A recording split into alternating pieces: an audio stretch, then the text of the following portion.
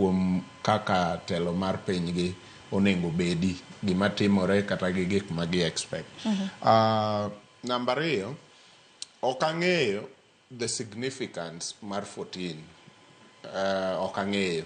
Ok anyal wuondra ni ang'e significance mar namba 14 nikech katiba notan higa 1, higa 2, sani koro higa 14 gimomiyo 14 higni 14 koro bedo more important molo kana en higa 8 kata kana en higni 7. Ok ang'eyo gine ma ginyalo ng'eyo, maybe wamigi time mondo gi explain nwa in details gimomiyo the significance mar number 14 biro at such a time as this. Koso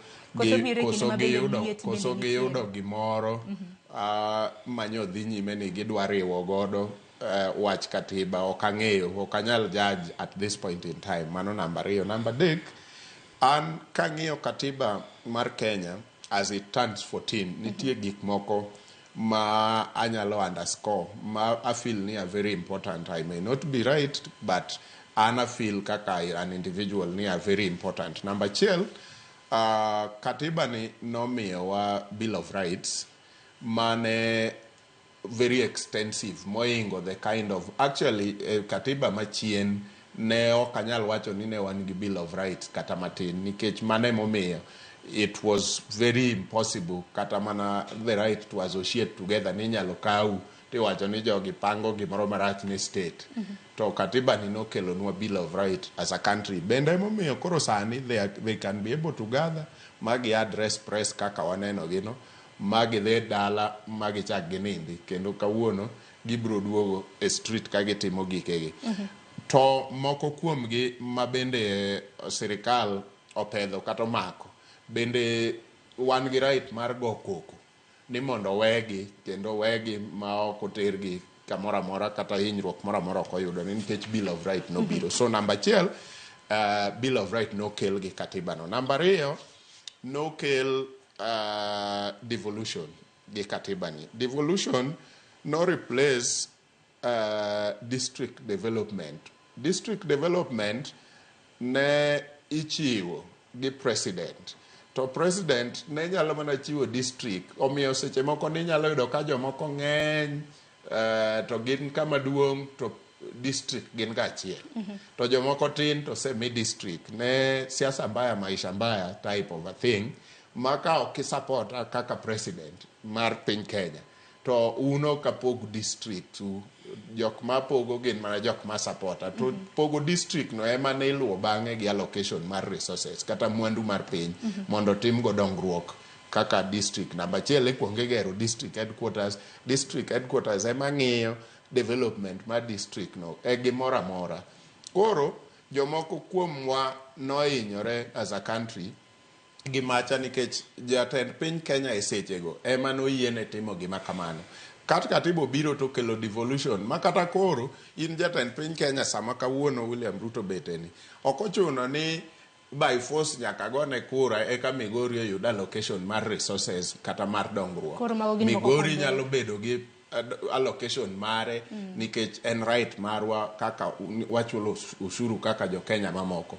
Kuonde mohere ahinya bende bedo mana allocation mar resources, not because jogo ere mang'eny koro gibedo gi mang'eny, gibedo gi allocation moromore kodgi gi gima dwarore kanyo. Mano we must score ni katiba ni okelo devolution, ogolo wa district allocation ka.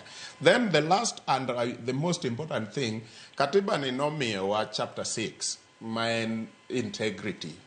To chapter 6 ema gigi te oyiengore nikech Bill of Rights ok bi bedo achieved ka chapter 6 ka wan gi jok ma corrupt e office, ka wan gi jok ma onge gi integrity gi dhongere e ofisego. Ng'ama nigi integrity ema biro ng'eyo niya kaka wamiyo jo Bath Kenya koni allocation e kaka wami jogi gite gin jo Kenya gite gichulo ushuru. Mano integrity manie character ng'ato, to katiba ni oketo that integrity. Koro gimonengo watim kata oganda matindo ka achiel gi madongo maneno ka pango rapar mar higni 14 kata ng'anyo kinde rapar mar higni 14.